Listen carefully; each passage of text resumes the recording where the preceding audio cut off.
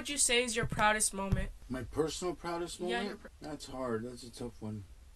I would have to say when I got off parole and put prison behind me, I think that's what it had to be because there was a lot of fear behind it, not knowing whether I would fail and end up in prison for the rest of my life, like the rest of my friends and cronies. Yeah. Or break the cycle and do what I had to do to change my life. Was there a teacher who had a particularly strong influence in your life? Mrs. Greenlow. Could you tell me about her? She was awesome. Yeah. I almost drowned at her house. What? Yeah. We used to have math class, and like in elementary, they passed me up twice in classes because I wasn't challenged in other classes or whatever. But Miss Greenlow always challenged me. She used to have these math tests, these speed tests, and if you won them, so many of them, you would be a small select group that would get to go and swim at her house. And I wasn't a good swimmer yet.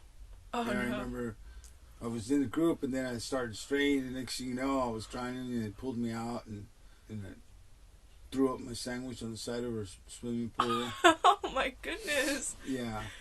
But she was an awesome teacher. She always was really attentive to my needs as far as curriculum and everything. She sounds like an awesome teacher. Yeah. Can't believe you almost drowned at her house. Yeah. Did you get in trouble? What's the worst thing you did?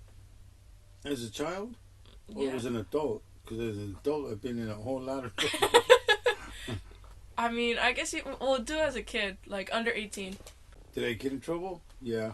I think I was probably 7. Just curious about matches. Oh, I got a book of matches, and I went to my neighbor's house in the back where they had their garbage cans, and I threw the match inside the garbage can and lit the garbage can on fire.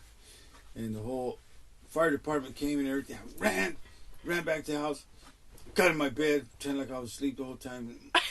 Uncle John got there. He said, "Get out of bed. Come here." And he grabbed my hand, and he smelled my fingers, and he pulled his belt out, and he gave me a whooping. I went back to bed. Guess what? Never played matches again. Oh my goodness. Busted. My fingers smelled like sulfur. Like matches. As a parent, I don't think I would ever think to do that. Like, smell their fingers. Hey, give me your hand. You got my hand. Smelled it. Boom. I got a whooping on the spot. Tell me about your experience in the program. Like, maybe you could tell me how it was joining, to getting sober, anything, really. Well, in the beginning, I was filled with a lot of fear. I had lost all my self-confidence. I knew I had gotten out of the county jail with 40 days. And 40 days isn't really, it's what's considered dry time. You're not drinking or using or anything. But you're in a structured environment. And it's not something where it's become a way of life or anything. It's forced on you.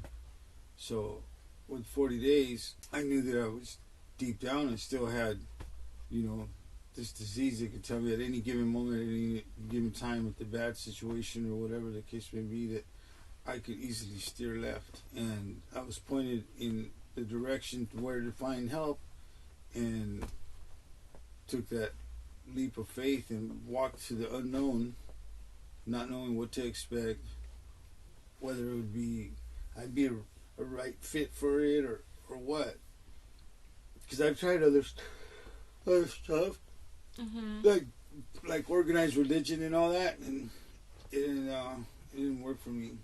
But I remember from day one, the way the people were genuine, they were honest, they were loving, they were caring, they were open, closed, like a closed-in environment where, would make you feel like an outsider or anything like that. They didn't do that.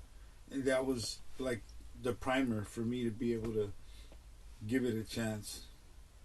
And I just followed direction, and little by slow things started to change. And I think most importantly with the self-confidence that I could. And I have. Yeah. And I'm here. And lo and behold. 7 years? What? Going on 8 years, coming out of the jungle, owning my own company as a licensed general contractor. I'm proud of you, Dad. Thank you, Mama.